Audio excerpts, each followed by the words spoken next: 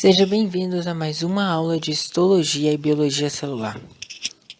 O nome do monitor vocês já sabem. Bom, vou explicar o que está vindo aqui hoje.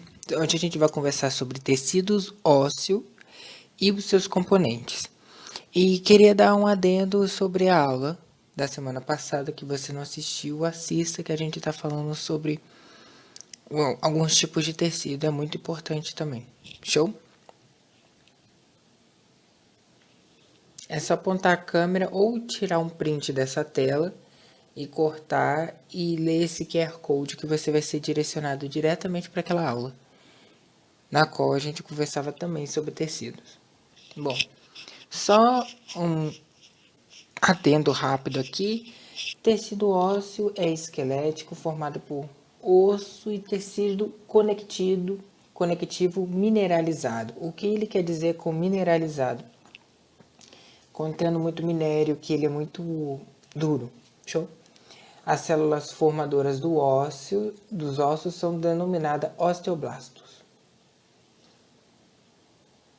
Função: suporte, proteção e reserva. No slide o professor ele colocou um monte de coisa, mas é suporte, proteção e reserva de cálcio. Basicamente é isso, não tem muita coisa para falar. Ele colocou suporte 2 vezes, proteção 2 vezes, mas é isso, é sobre isso. Vamos falar agora das células do tecido ósseo.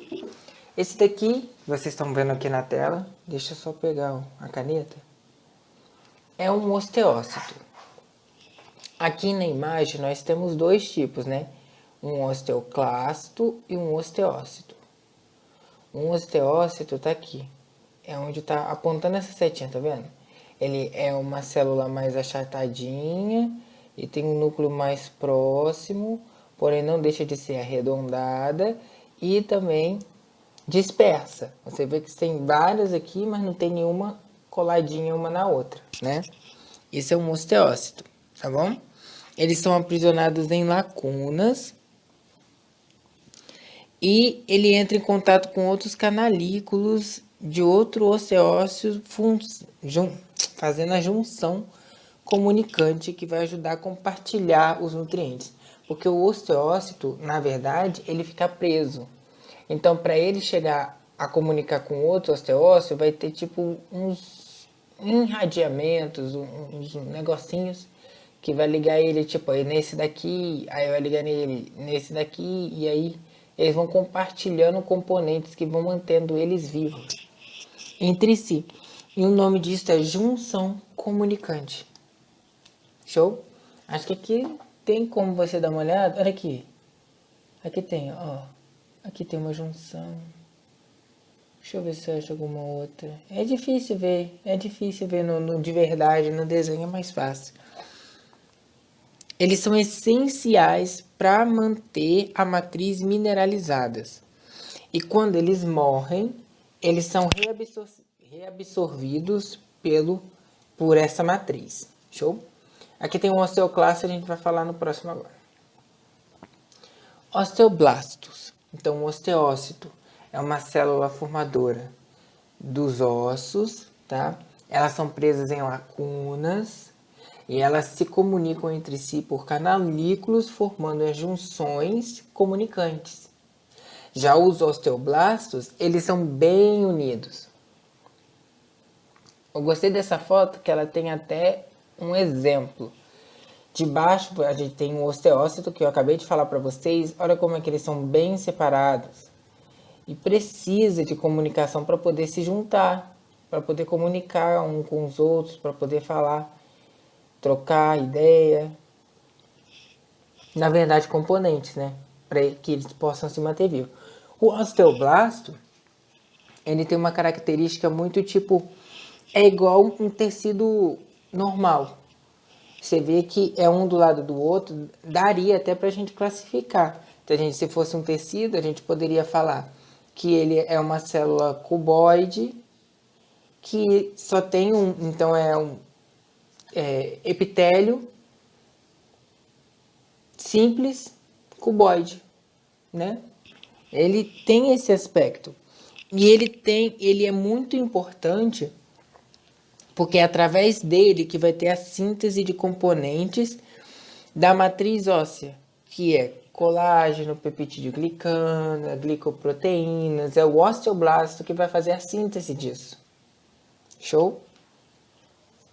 E também ele forma essa cadeia, uma forma de reconhecer. Então, se em algum momento vocês pegarem uma lâmina e falarem assim, nessa lâmina você vai ter que reconhecer os osteoblastos, você vai ter que ver células que estão juntinhas, bem juntinhas, mesma característica, uma fileira dessas células, vocês vão saber que é o osteoblasto. E o osteócito? Eles estão bem dispersos, cada um por um canto. Às vezes você pode ver umas irradiações. Osteócitos. Opa! Osteoclastos. Vamos falar agora rapidão dos osteoclastos. Hoje a aula vai ser bem rápida. Não quero estrangular um negócio tão grande assim, tá bom? Elas são células globulosas. Aqui tem tanta coisa que talvez vocês não estejam achando. Eu estou falando disso aqui. Tá percebendo quanto de núcleo que essa célula tem? Ela é multinucleada, tá? Ela pode ter de 6 a 50 núcleos. Ela é grande e ela é móvel. Ela se move pela superfície óssea, fazendo toda a absorção de tecido. Então, lembra que a gente disse que o osteócito, ele morre? Se ele morre, ele é absorvido pelo osteoclasto, tá? A gente pode dizer que o osteoclasto equivale ao nosso... Espera aí que eu vou lembrar. Daqui a pouco eu lembro. Aquele que é considerado o nosso caminhão de lixo, né? Do nosso sistema imune. Mas daqui a pouco vem. Bom, eu não coloquei aqui no slide, mas eu vou falar rapidinho antes de falar de periósteo e endósteo. Matriz inorgânica é encontrado muito fosfato e cálcio. Matriz orgânica, fibras colágenas. Agora vamos falar de periósteo e endósteo. Eu vou dar uma lida aqui no slide que está escrito. Com exceção das superfícies articulares, toda a superfície externa dos ossos é envolvida por uma camada de tecido conjuntivo denominado periósteo. Toda a superfície interna dos ossos é revestida por células em conjunto que constituem uma camada denominada endósteo. Então, tipo assim, aqui do lado de fora do osso, o que você está vendo é o periósteo. Mas lá dentro, o que protege, aqui, tá vendo isso daqui? A gente chama de medula amarela. O que está revestindo essa medula amarela, a gente chama de endósteo, entendeu? Não é uma coisa muito difícil. Uma coisa importante para falar sobre a medula amarela, que talvez vocês devam saber em anatomia, porque a Natasha não deixa passar, é que quando acontece uma quebra de um osso muito grande, vamos supor, a pessoa quebrou um fêmur, essa medula amarela é gordura pura. É gordura pura.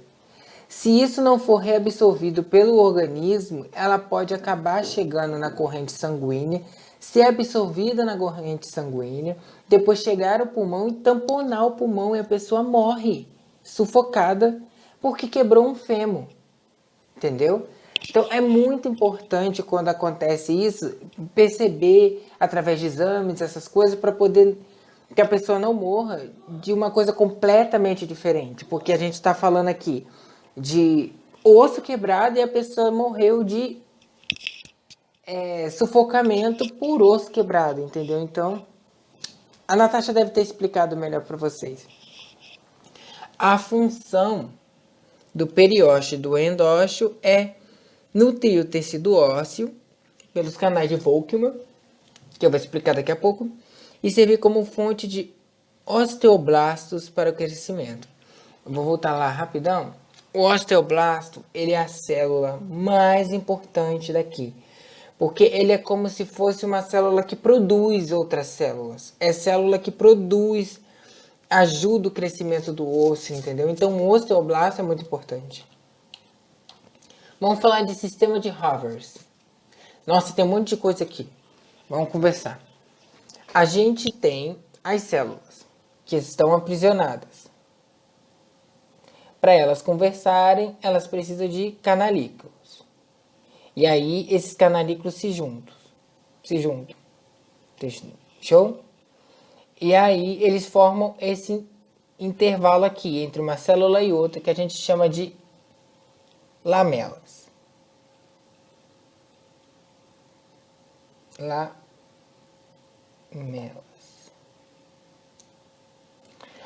Aí, o que nutre eles são essas comunicações. O canal de Volkmann são canais transversais. Tá vendo aqui? Ele não segue essa ordem de comunicação, porque ele é um canal transversal. E esse canal transversal, ele também ajuda na nutrição. O canal de Havers é esse canalzinho pequenininho que está passando aqui dentro, que também ajuda na comunicação. E isso daqui é um sistema de Havers, porque tem as células, tem a comunicação entre as células. Show? Vamos falar de variedade de ossos. Isso aqui é uma coisa mais anatômica, mas vou só dar uma passada, tá? O tecido compacto não tem cavidades visíveis. Ele contém a medula óssea amarela. O tecido esponjoso, né, contém a medula óssea vermelha, é composto de várias esponjas e é visível. Basicamente é isso. Nós temos tipos de ossos. O tipo de osso primário, que é o osso primitivo. Ele tem presença de muita fibra colágena e não tem organização. Nós temos o tecido secundário, que é o tecido no adulto e é organizado por lamelas. Lembra que a gente conversou sobre as lamelas, né? Que é o intervalo entre uma célula e a outra que se comunicam. Vamos falar um pouquinho de histogênese, que é a formação do tecido. Nós temos a ossificação intramembranosa e a ossificação endocondral.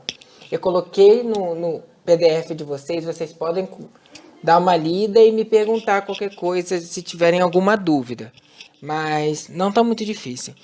Ossificação intramembranosa acontece no interior da membrana do tecido conjuntivo e é um processo formador dos ossos frontal e parietal. A ossificação endocondral inicia na peça da cartilagem hialina, responsável pela formação dos ossos curtos e longos. Show? Bom, gente, essa é a minha referência. Na próxima aula, eu vou ter uma aula de sangue e a última aula que eu vou ter é de tecido muscular. Como essas aulas são curtas, tem pouca coisa para falar, eu vou unir em uma aula só.